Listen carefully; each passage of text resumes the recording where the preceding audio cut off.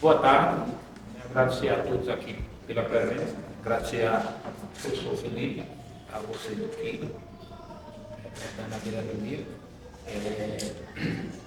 Acho que a gente está, enquanto diretoria, até devendo um pouco. Essa coletiva era para ter sido feita semana passada, foi a semana após a nossa eliminação do Campeonato Paraibano, mas como a gente tinha algumas questões a definir, a gente preferiu avançar nas definições, a partir dessas definições, fazer uma coletiva que a gente tivesse alguma coisa mais objetiva a apresentar.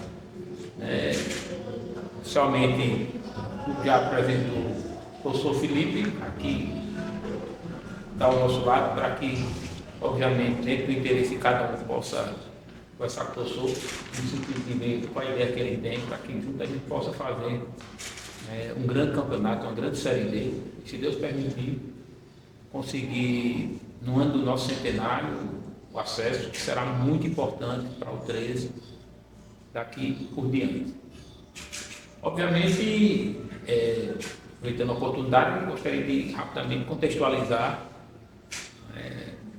a situação que o 13 vive, e como é que se desenha essa linha do tempo. Elas são conexas.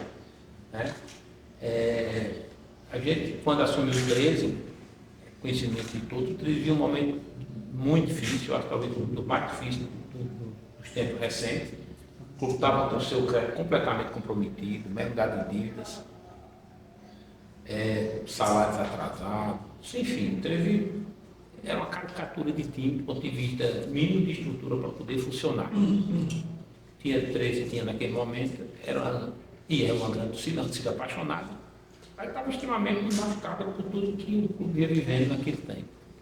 E a gente assumiu, e aí desde a primeira fala que eu tive a oportunidade de falar, eu sempre disse, a gente vai tentar, de uma forma assim, prioritária, dar toda uma atenção à reestruturação, à estruturação econômica, financeira, administrativa e jurídica do clube.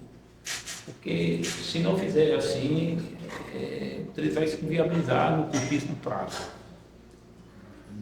E com mais de 35 milhões de dívidas só na área de trabalho, que a gente imaginava naquela época que era 12 milhões, quando a gente entrou com a RJ, hoje era em torno de 35 milhões de reais. Então, não é fácil. E aí você fazer gestão com essa espada na cabeça, tendo que fazer e honrar, de certa forma, um compromisso passado, bloqueios sucessivos, todo tipo de dificuldade que você possa imaginar. Mas a gente foi avançando, tivemos várias vitórias no âmbito administrativo, financeiro e jurídico.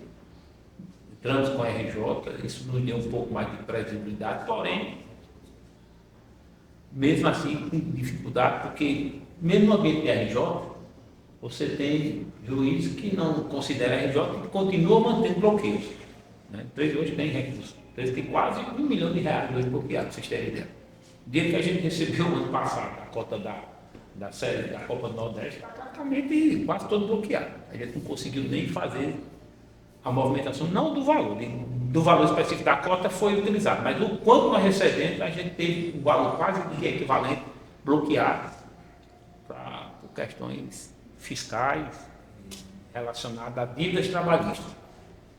E aí, estamos trabalhando para tentar, em algum momento, a gente tentar vencer isso aí. Então, isso é um limitador muito grande, para que a gente possa fazer aquilo que a gente entende que precisa ser feito, e especialmente no que diz respeito à contratação, a planejamento, enfim, a tudo que se faz necessário para que o clube possa estar vivendo o melhor ambiente possível. E em 2023 fomos campeões, nos deu um calendário em 2024, uma certa previsão orçamentária, fruto dessas cotas que a gente tinha estimado, a gente conseguiu montar um time competitivo, fizemos do Grande Paraibano. Infelizmente fomos eliminados numa semifinal, onde o time fez a melhor campanha do campeonato. E aí isso terminou ensejando um prejuízo muito grande para a gente, não ter para a final do Paraibano. Naquele momento, a gente teve que refazer o trabalho, no momento que seguimos por substituir a comissão técnica, reformando o elenco em grande parte. E conseguimos novamente montar um time competitivo e mais uma vez fizemos um grande campeonato de Série D.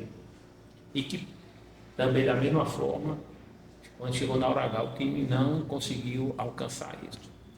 E esses dois insucessos do ano passado, eles terminaram contaminando, prejudicando muito o planejamento que a gente ia fazer para esse ano, que é o ano do centenário. Porque ele nos tirou completamente a capacidade de investimento, porque a gente ficou sem cotas. Né? E hoje, o que vem, esse fenômeno tem ocorrido numa velocidade muito grande, de 2023 para cá a gente percebeu, com a chegada da ISAF nos clubes de Série D e Série C, houve um exponencial aumento da média e da faixa salarial que se pratica hoje no jogador.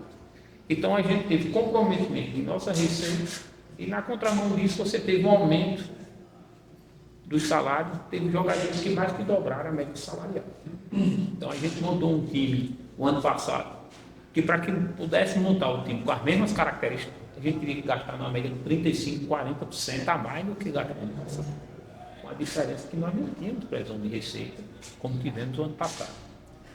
E aí é o seguinte, e aí no futebol a gente não teve o que fazer. Trabalhamos com o scout nosso, que é um bom scout, né? Temos um diretor de futebol que conhece muito bem essa realidade. E a gente tentou montar um time, né, com o orçamento que a gente podia dispor, para que a gente pudesse fazer frente. E no primeiro momento vencer o desafio e a meta primeira, que seria chegar à fase de grupo da Copa do Nordeste, estreando bem contra o Santa Cruz, vencendo o Santa Cruz. Na segunda partida fomos eliminados, uma partida que inclusive na ocasião jogamos bem melhor do que o adversário, mas infelizmente a bola nos castigou e não quis entrar contra o Ferroviário. E aí isso aprofundou o quadro de dificuldade, porque a perspectiva que nós tínhamos de entrar na fase de grupo da Copa do Nordeste também não foi alcançada. Então nós tínhamos ficado de fora das competições em função de ter batido na trave no ano de 2024. E em 2025 já tinha começado com a decisão, e essa decisão que a gente começou terminou nos levando, mais uma vez, na frustração de ter batido na trave. Então, mais uma receita perdida em relação àquilo que a gente poderia dispor. E aí, bom, é o que nós tínhamos para enfrentar. E aí, começando o campeonato, o time se mostrou em algum momento irregular, especialmente no início do campeonato. Depois ele se recuperou, conseguiu classificar. Fez uma pontuação relativamente boa. Você vê, a gente conseguiu esse ano ter uma quantidade de pontos na fase de classificação superior que a gente tinha tido, inclusive, em 2023. A gente classificou em 2023 com 15 pontos. Esse ano a gente classificou com 18 pontos para a fase de grupo, para a fase semifinal. E aí, no encontro entre os adversários, a gente ficou com o Botafogo, e que é um time qualificado, é um time que tem uma fortíssima capacidade de investimento, tinha contratado 12 jogadores em 12 dias, depois entre o que a SAF assumiu, até o momento em que a gente, no final de fevereiro, o Botafogo tinha contratado 12 jogadores, praticamente um time novo, o Botafogo contratou, reforçou bem. E aquele Botafogo que a gente, inclusive, havia vencido, quando veio jogar com a gente, era um outro time completamente diferente. A gente foi surpreendido, especialmente no primeiro tempo, naquela partida. O time praticamente não jogou nada, não se encontrou. No segundo tempo a gente entrou melhor, conseguimos empatar. E uma defesa, e numa falha conjuntural da defesa, levamos o segundo gol que não deveria ter acontecido. Depois aí ficou naquela tentativa, tivemos algumas chances e a bola não quis entrar. O jogo de volta, precisávamos do resultado, não tivemos a competência de fazer assim. E isso foi muito ruim, porque além de ter nos tirado da semifinal, também nos tirou a certeza do calendário do próximo ano. A gente perdeu o calendário garantido do próximo ano. Isso daí porque aumenta a responsabilidade da nossa participação na Série D, e dentro desse processo, no apoio da torcida, desenvolvimento da torcida, acreditando no trabalho no time, será fundamental. Porque a torcida do 13, ela sempre, quando o 13 mais precisou, ela sempre esteve muito junto. Ela nunca falhou o 13, eu espero que nesse momento também não seja diferente, que ela possa, né, juntamente com todos, né, abraçar esse trabalho que está começando, para que com isso, obviamente, a gente consiga, né, fazer uma grande campanha, classificando e em seguida partir dos confrontos de mata-mata, degrau a degrau, a gente conseguir alcançar, né, um objetivo e um sonho que será, sem sombra de dúvida, dar à torcida teresiana, a essa instituição, a oportunidade de, no ano do seu centenário, a gente conseguir alcançar a Série C, que será, sim, além da importância do clube, será muito tranquilizador, né, para gestões futuras, você poder ter um mínimo de previsibilidade em relação à certeza de calendário, e especialmente um calendário importante, como é um calendário da Série C, que tem muito mais investimento, muito mais apoio do ponto de vista de CBF, do ponto de vista de patrocinador, do ponto de vista de visibilidade, que eventualmente existe na série D. Portanto, assim, mais ou menos, esse momento, essa realidade que a gente vive, optamos, né, ao término do campeonato, de fazer mudanças, especialmente na comissão técnica, né, conversamos, desligamos o treinador Marcelo e contratamos o professor Felipe, que é um profissional que tem muita experiência na competição, teve a oportunidade de já ter mais de um acesso, né, e eu sei quanto isso é importante na hora H. Então aí a gente procurou, né, tem as informações, e aí eu disse ao professor, conversando com ele sábado aqui, se a gente procurou ter as informações, porque as informações do ponto de vista de trabalho é mais fácil serem colhidas, porque elas aí estão para todo mundo ver, mas a gente procurou também ter informações de ordem pessoal, e as informações que tivemos sobre a pessoa dele foram as melhores possíveis. E isso nos dá muita tranquilidade, a gente saber que a gente vai poder trabalhar bem, de forma harmônica, diretoria, elenco, comissão técnica, torcida, para que juntos, né, a gente possa chegar ao lugar que eu tenho certeza que é o objetivo de todo mundo, que é a conquista, né, desse tão sonhado acesso. Portanto, era isso que eu queria colocar para vocês, naturalmente, deixar cada um à vontade, se quiser fazer a pergunta a mim, ao professor, a Sila, enfim, a quem quiser. Boa tarde a todos. Kila, Felipe, Vitor, presidente, o Felipe Severo. Presidente, você tocou umas palavras aí que aguçou bem a minha memória. Nós sabemos que futebol, a credibilidade é talvez seja mais que ele, né, para poder executar ideias, planejamentos, também outras situações que tem integrado. Em 2023, o 13 estava com R$800 mil bloqueado da Team Mania. Uma magistrada, para a minha memória, da capital, uma juíza, bloqueou. E segundo, aquele dinheiro que foi depositado na Justiça Federal para o ex-presidente Eduardo Medeiros, por gentileza, aí já vai dar quase R$1.200.000. Como está essa situação? Esperando a situação que o 13 está. Um dinheiro desse aí já dá um bom norte. E segundo, quem é que vai ficar, ou quem é que já está à frente da composição desse elenco para a Série D? Porque nós sabemos que a torcida do 13 ela é a maior do estado, sobre dúvida, mas ela quer saber praticamente de tudo que se passa aqui dentro do PV. É o único clube no mundo que eu conheço e é assim. Eles querem saber de tudo, né? Os telepapas, os ex-exeis, desculpa também, não quero ficar na cabeça de ninguém aqui não, pessoal. A turma também do ar-condicionado, não é isso? Então eu gostaria de saber, presidente, quem está à frente na composição deste elenco para a Série D e essas duas situações de bloqueios, porque já gera R$1.200.000, por gentileza. O valor de Eduardo continua bloqueado, né? Está bloqueado ainda? O valor de Eduardo continua bloqueado. O valor da Primania, aquele valor de 2023, a gente havia conseguido liberar, esses recursos tinham sido liberados à época, né?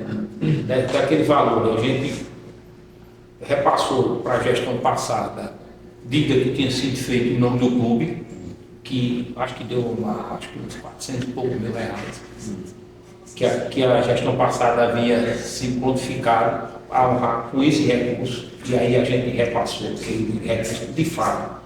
Era da instituição e a gente teve que fazer frente a esse pagamento. O restante foi utilizado no próprio exercício de 2023.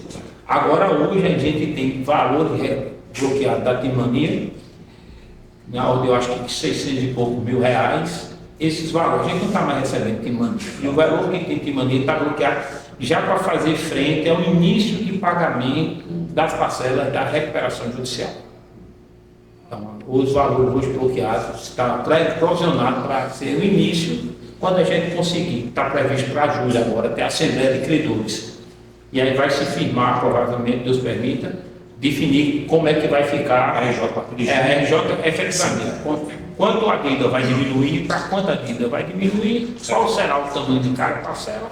Aí esse valor especificamente está bloqueado para fazer frente a esse início de pagamento. Entendeu? Então, com relação a isso. Com relação à questão da formação do elenco, ela está sendo formada através da diretoria do 13, em consonância com o nosso diretor executivo e, obviamente, o professor Felipe. Onde a gente tem um comitê, os nomes são analisados. Né? E aí, a partir do critério técnico, que é o primeiro critério, uma vez esse primeiro critério, tem o segundo critério, que é o critério de definição, que é o critério financeiro.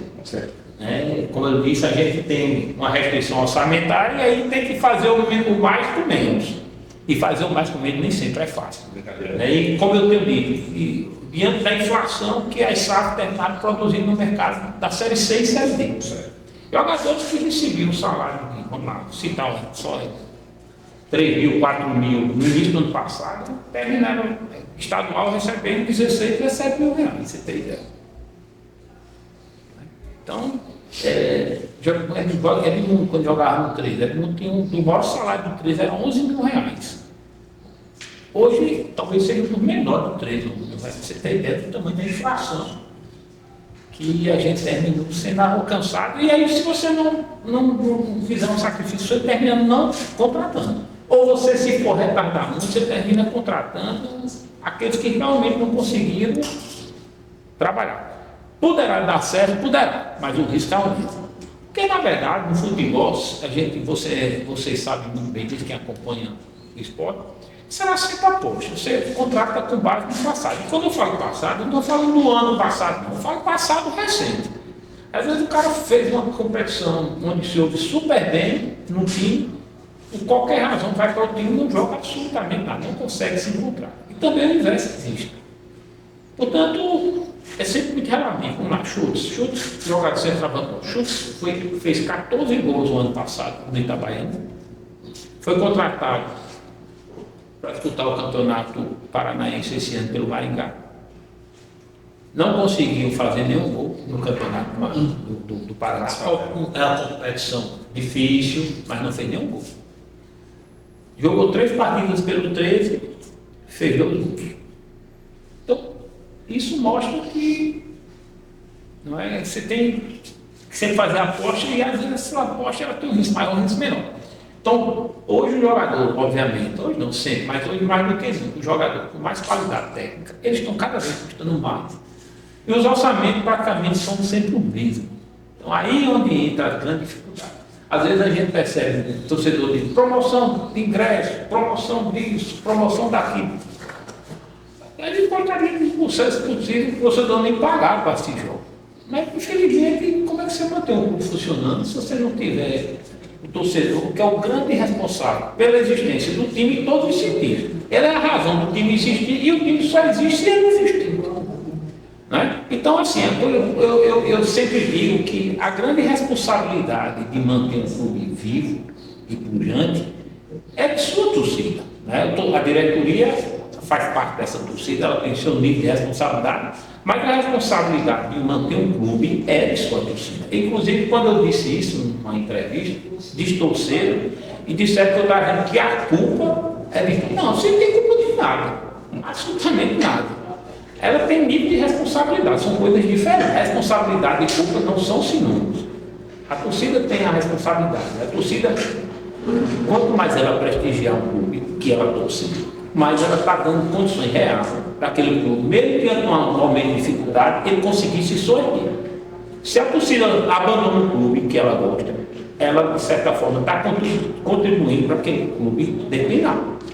Então, os clubes que têm uma torcida mais participativa, mesmo em crise, eles conseguem mais rapidamente se recuperar do que aqueles clubes que a torcida é menos participativa em época de crise, em época de dificuldade. É importante ressaltar. Em época de vitória, obviamente, toda a torcida vai. Agora, a torcida precisa entender que seu papel é tão importante na vitória quanto no momento de dificuldade. Pode até para criticar, mas a participação dela é que faz a diferença. É que cria as condições financeiras necessárias para que o clube possa virar a página e fazer os investimentos que precisa ser feito, especialmente no futuro. Olha, a grande pergunta do torcedor é com relação ao Medione. Ele vai continuar no 13 ou não para essa Série D? Há interesse da parte do 13, que continue. A gente sentou para tratar sobre a renovação do contrato. O contrato dele encerra agora. Né? Então, a gente sentou com ele, fizemos uma proposta dentro da nossa realidade. Estamos aguardando a definição. Eu acredito que talvez hoje, mais tarde, a gente tenha essa definição. É interesse nosso, são grandes jogadores, ajudou muito, tem condições demais, não vai ajudar. Mas, obviamente, a gente precisa fazer o que está dentro da nossa realidade. Né? E foi exatamente isso que a gente esteve aí. O interesse nosso existe, mas que a gente tem que ficar preso à nossa realidade. Para que amanhã a gente não empurra num problema que eu acho que é terrível. Não tem bom trabalho, tem ganhado bom salário atrasado. Né? Não tem ambiente de bom trabalho, sendo que os caras estejam recebendo seu salário. Então, assim, para que a gente não corra risco disso, a gente tem que fazer as coisas dosar da medida e, naturalmente, o não seria diferente. O risco, presidente, sobre essa reformulação, assim como no ano passado, vocês chegaram a pensar toda essa mudança, reformulação do elenco, comissão técnica, esse risco existe e vocês pensam como isso pode ser decisivo também para o ano centenário da empresa? Veja só, a descontinuidade sempre apresenta um risco, né? Mas às vezes ela é necessária. Né? O risco às vezes é necessário. Eu acho que alguns atletas de fato não corresponderam. Atletas que tinham tido participações em Série C, né? Jogadores assim que tinham tido ao longo de suas carreiras. Tinham tido, não, tem tido, né? Ao longo de suas carreiras. Excelentes participações, infelizmente alguns não corresponderam. Aí quando você tem um elenco relativamente enxuto como é o nosso, você tem 2, 3 jogadores que não correspondem, isso termina comprometendo muito. Porque quando você tem um elenco de 30 jogadores, 32 jogadores, e 2 ou 3 não correspondem, é uma coisa. Mas quando você tem um elenco de 24, 25 jogadores, e 2 ou 3 não correspondem, é outra coisa. Isso terminou, de certa forma, tendo um peso. Né? Obviamente, se a gente tivesse tido a melhor performance possível do ponto de vista de futebol, que o elenco tivesse dado Superliga, todo mundo tivesse correspondido demais, poderia ser que a gente tivesse eliminado como fomos? Poderia, porque eliminar ou ser eliminado pelo Botafogo, você convite que é uma coisa natural entre dois times que são considerados clássicos e adversários. O 13 tem, no histórico do campeonato, salvo engano, são 45 vitórias contra o Botafogo e são 43 derrotas, salvo engano. Então você veja o nível de equilíbrio entre 13 e Botafogo.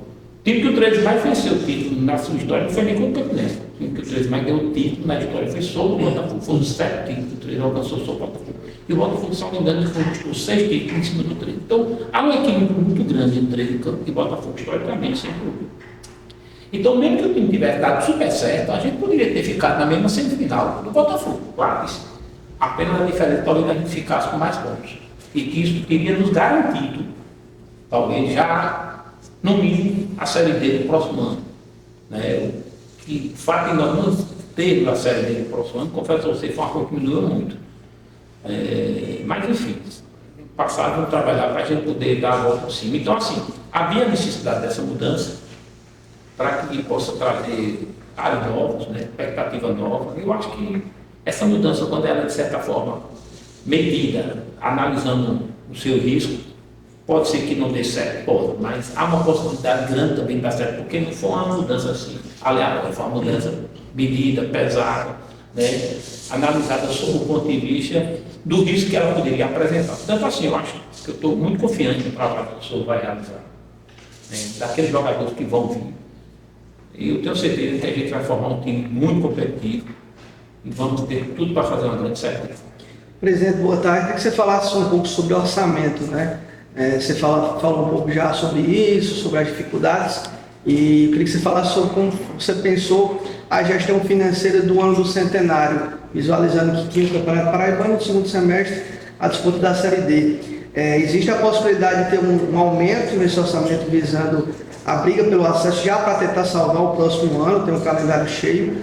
e como é que você visualiza a questão da SAF, né? O torcedor tem aquela dúvida, já saiu no Twitter, inclusive, o Fernando Pereira, que é especialista da Pluriconsultoria, falando que a SAF do 13 já está, né, em andamento, em fase avançada. O que você pode falar um pouco sobre isso, já que ele também participou do processo, tanto no Botafogo como também no Náutico? Veja só, a gente tem com o Fernando um contrato, né? A gente, inclusive, foi precursor ao próprio Botafogo. Acho que o primeiro clube da Paraíba tratar sobre esse aspecto. Aliás, quando a gente entrou no RJ, já foi pensando no planejamento dele. Olha, o planejamento que a gente fez, ele foi todo estabelecido em 2023, todo. Em relação a jurídico, a SAF, momento, tudo foi feito em 2023. A gente está tentando seguir, dentro da nossa realidade, esse planejamento. Às vezes, tem coisas que fogem do nosso controle. Por exemplo, uma bola, determinada bola que não entra, termina atrapalhando. Claro que atrapalha. Futebol faz parte, não tem jeito. Mas dentro do que está no nosso alcance, que a gente pode ter domínio, a gente está trabalhando sobre esse aspecto. Então, a gente procurou o Fernando, sentando, analisando qual era a necessidade, fizemos RJ, conseguimos aprovar junto ao Conselho mudanças importantes para poder construir isso aí. Enfim, está tudo pronto para que a gente possa transformar o 13 em SAF agora. Inclusive o 13, a gente assinou, vou dizer aqui, a gente assinou uma proposta vinculante, aliás, não vinculante, desculpa. A gente tem uma proposta não vinculante que eu assinei agora, um mês atrás, mais ou menos, né? Um mês atrás. 7 de março. 7 de março, certo. Eu assinei uma proposta não vinculante. Obviamente, a proposta não vinculante é uma carta de intenção, né? Mas ela só passa a ter algum efeito quando ela se converte em vinculante.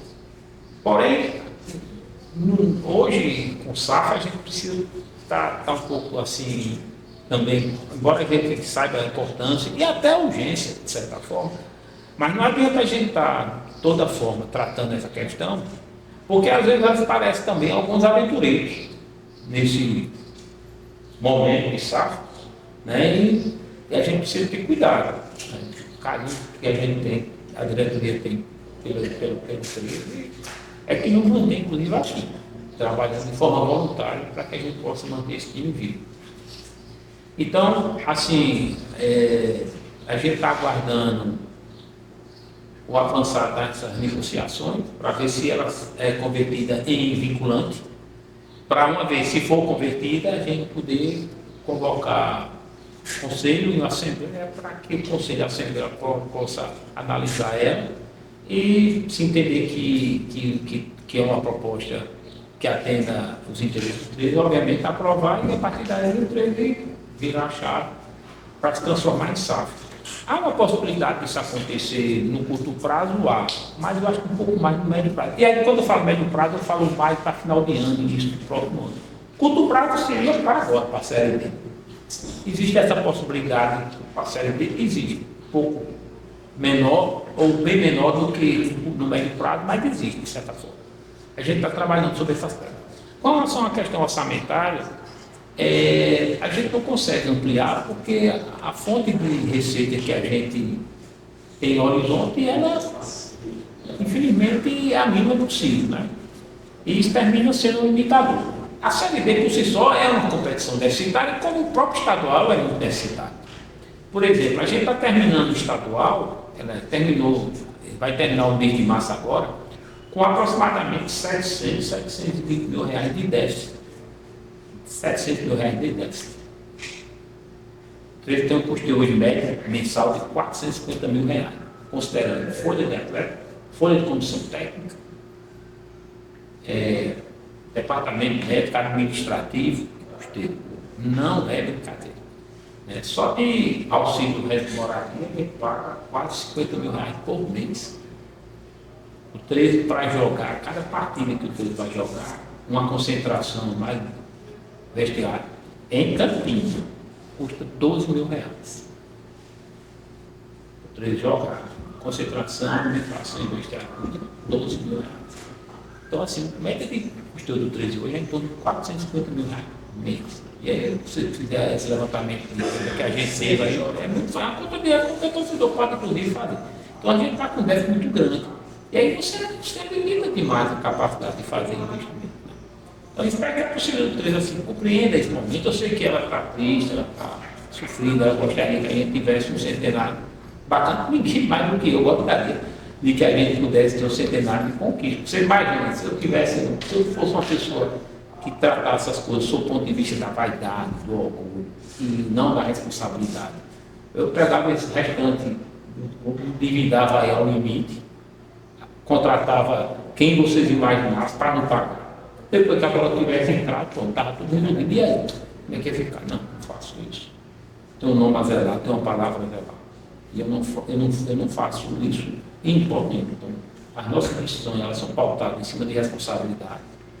Porque da forma que a gente entrou, do ponto de vista do interesse, a gente quer sair, deixando todas as relações abertas e as pessoas sabendo. Essa diretoria foi uma diretoria que todos os compromissos, tudo que assumiu como compromisso da forma que foi assumido foi cumprido. Então, para se ter responsabilidade é preciso pisar no chão. Então, a gente tem um limitador muito grande orçamentário em relação ao orçamento para a Série D, mas mesmo com esse limitador, a gente está muito confiante que a gente vai fazer um time competitivo, se Deus permitir, trabalhar bem para a gente poder alcançar o acesso. Quem é o terceiro componente do Comitê de Gestão de Futebol? Hoje nós temos Igor, né? Igor, Lúcio, Raul e Boba, e o treinador. Deixa eu dar uma palavrinha aqui. Boba foi adicionado mais recentemente. Me permita dar uma palavrinha sobre a SAF. Eu acho que é um assunto interessante. É isso? Não, no momento a gente está inclinado mais para a SAF. E só para dar uma. Porque esse é um assunto recorrente, porque só para datar as coisas que o presidente acabou de dizer, nosso primeiro GT de trabalho autorizado por ele para a gente discutir possibilidades de investimento externo dos três data de maio de 2023. Maio de 2023. Dada a situação de maio de 2023, a gente jamais conseguiria convencer o investidor a vir para a Campina Grande e investir no 13, no montante de investimento correto que uma SAF do 13 merece. Jamais conseguiria. 2023 foi um ano de reorganização de finanças e de projetar números que fizessem o 13 ser uma viabilidade de mercado. 2024, por mais que o torcedor esteja doído com os resultados esportivos de 2024, e a gente está doído demais também de ter tido um ano tão competitivo sem resultado financeiro, mas eu garanto a vocês que o 13 hoje está forte no mercado de captação de investidor em virtude do ano de 2024. Tá certo? O ano de 2024, da forma como tivemos, forte como tivemos, competitivo como tivemos, com engajamento enorme de torcida como tivemos, com novos negócios florescendo a cada minuto do 13, foi o ano que nos colocou na situação de estarmos hoje em condição efetiva de discutir com investidores. Em outro clube, com outra realidade, o investidor não estaria conversando nesse momento com o 13. Então, por mais, e a gente sente, e a gente respeita a frustração do torcedor, que o ano passado viu tanta coisa chegar perto e não se realizar. Tá certo? Não quero consolá-los. E, aliás, respeitar muito cada um de vocês e a da gente também. Porque quando a bola não entra, dói na gente como torcedor, igual com vocês. Só que no outro dia a gente além da dor como torcedor, tem que pensar na solução. É a responsabilidade. Mas garanto a vocês que esse ano, doído como tem sido, ele foi um ano definidor para preparar o 13 e para que o mercado olhasse no 13 Futebol Clube com uma força econômica que ele hoje é no mercado. Porque essas discussões, essas reuniões e a captação de investimento que nós estamos fazendo, né, podendo aí, né, ter um prazo entre muito curto e médio, anunciar esse investimento é real e ela é em função do que o torcedor mais clube, mais diretoria fizeram em 2023 e que todos juntos tivemos também em 2024. Aliás, eu vou só estender um pedacinho aqui para transmitir uma impressão que eu acho que é importante também. De 2023 até agora, todos os times que nós tínhamos montado eram competitivos, todas as decisões nós tínhamos chegado na final, todas com muita condição de competitividade. Esse ano, talvez a gente tenha perdido um equilíbrio que era essencial no clube, porque acho que o clube tem a torcida como um componente essencial, e a do 13 sendo a maior do estado, assume um papel ainda maior. As torcidas hoje na Paraíba, elas respondem por muito mais financeiramente na manutenção do clube que qualquer outra receita, ainda infelizmente é assim, enquanto nós não tivermos um certo campeonato brasileiro que com direito de transmissão nos permita outra receita, a torcida ainda vai ser o maior responsável. Nós temos o conselho com um papel importante, temos que agradecer também que temos tido, inclusive nessas negociações, muito apoio do conselho, diretoria e elenco. Esse equilíbrio parece que é inabalável entre 2023 e 2024, mesmo com resultados negativos. Agora, eu acho que um desgaste natural, um pouco de frustração, um pouco de cansaço, resultado negativo, esse equilíbrio se rompeu. Na hora que esse equilíbrio se rompe, a gente, essas 4 componentes que fazem a força do 13, começa a não se entender direito. Começa a ser suscetível a muita influência externa, desvio de conversa, informação deturpada. Eu acho que aqui a gente perdeu um pouquinho do elan da gente. E a gente só tem uma chance, né, de recuperar isso agora na Série D, diminuir o risco, como você diz, é trazer alguém que conheça o caminho. A gente, com a informação pessoal, como diz o presidente, que a gente recebeu sobre o professor Felipe, é uma tranquilidade, né, porque ouvir de quem a gente ouviu, das pessoas que a gente tem confiança, dos profissionais gabaritados que a gente ouviu as informações sobre ele, dá realmente tranquilidade. É um timoneiro que conhece o caminho e apelar, né, para que esse equilíbrio se restabeleça. O 13 precisa desses 4 componentes funcionando: torcida, diretoria, conselho e o time de campo, comissão técnica e jogadores. Com esse equilíbrio a gente bateu muitas vezes na trave, mas quem bate muitas vezes na trave uma vez, né? Existe um interesse formal de algum investidor ou investidores? Já foi formalizado, já foram formalizados duas intenções, tá certo? Nenhuma delas é vinculante e nesta fase, é bom que a torcida entenda, é natural que nesta fase dos negócios eles ainda sejam confidenciais, tá certo? Na hora que como presidente decide a proposta, conversa em proposta vinculante, aí é uma oferta efetiva. E aí, inclusive, passa a não ser mais de competência nossa aqui na diretoria executiva. Aí a gente precisa chamar a conselho deliberativo e a assembleia, né? Nós estamos aí em discussões sobre essas propostas. Como vocês sabem, o Fernando Ferreira e a Pluri Consultoria são responsáveis por aproximadamente já 10 negócios de SAF no Brasil. Outra coisa importante a dizer, não é um carro vendido, não é um terreno vendido, não há 1000 compradores, não há 1000 investidores para esse negócio. Nós temos hoje cerca de 100 SAF no Brasil. É muito restrito, né, a quantidade de vendedores. E a gente ouve também muito da torcida que de agora assim, prestar mesmo um esclarecimento, prestar conta mesmo à torcida. De vez em quando o torcedor faça a SAF, faça a SAF. Ninguém faz a SAF. Não existe fazer a SAF. O papel da diretoria é preparar o clube e torná-lo atrativo a investimento. Nós fizemos isso. O clube hoje é atrativo a investimento. Tem uma dificuldade que é a ausência de garantia do calendário. O ano que vem é uma dificuldade, não enganar quem? É uma dificuldade. Mas isso também pode ser uma urgência.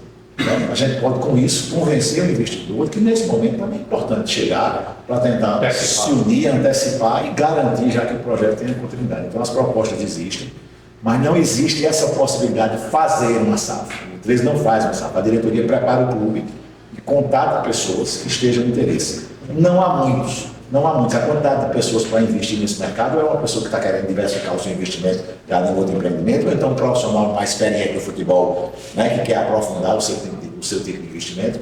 Não é um modelo maduro, concordo? Nós temos 3 anos aí de SAF, muitas ajudando muito os seus clubes, alguns em dificuldade, mas eu acho que a convicção desde março para a gente é que a gente embarcaria na tentativa de fazer um trabalho de transição. O modelo que financiou o 13 durante os 100 primeiros anos de sua história, ele não funciona mais.